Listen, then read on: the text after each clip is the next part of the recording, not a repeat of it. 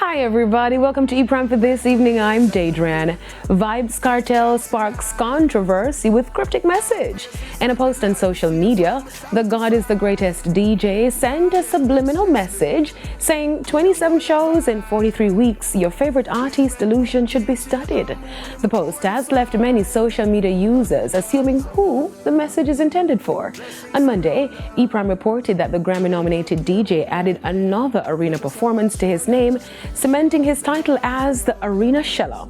He is set to make his debut performance in Houston, Texas later this month at the Toyota Center for his live arena performance dubbed Vybz Kartel in Houston. Now, Bob Marley's Legend album sits atop the Billboard Reggae album chart, spends a total 300 weeks on the chart. According to World Music Views, the 1984 project sits comfortably at number 1, extending its record-setting 299-week run at the top. It remains the longest charting number 1 reggae album in history. Bob Marley and the Wailers' Legend, the best of Bob Marley and the Wailers, now spends 300 weeks on the Billboard Reggae album chart and 907 weeks on the Billboard 200.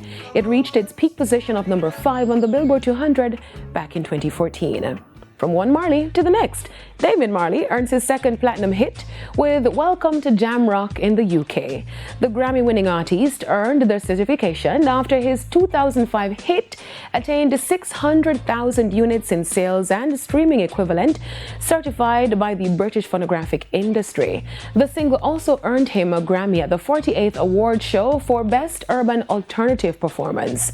The reggae royalty earned his first platinum certification in August of 2017 by the Recording Industry Association of America, RIAA, for his collaboration with Skrillex on the track Make It Bondem.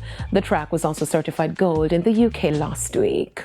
Now, on the international scene, U.S. President Donald Trump confirms that rap mogul Diddy has requested a presidential pardon in connection with his federal criminal case.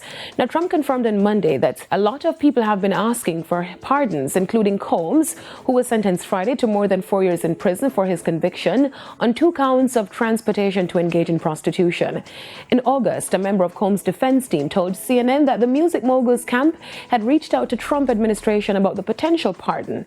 Trump had previously indicated that he was unlikely to pardon Combs during an interview, saying he was very friendly with him, but when he ran for office, Diddy was very hostile. Trump added that at the time, this made pardoning Combs more difficult to do. Also on Monday, lawyers for Combs asked the judge to recommend to the Bureau of Prisons that Combs be placed at a low-security federal correctional facility in Fort Dix, New Jersey, where he can address drug abuse issues and maximize family visitation and rehabilitative efforts. That's it for ePrime this evening. I'm Daedran. Thank you for watching.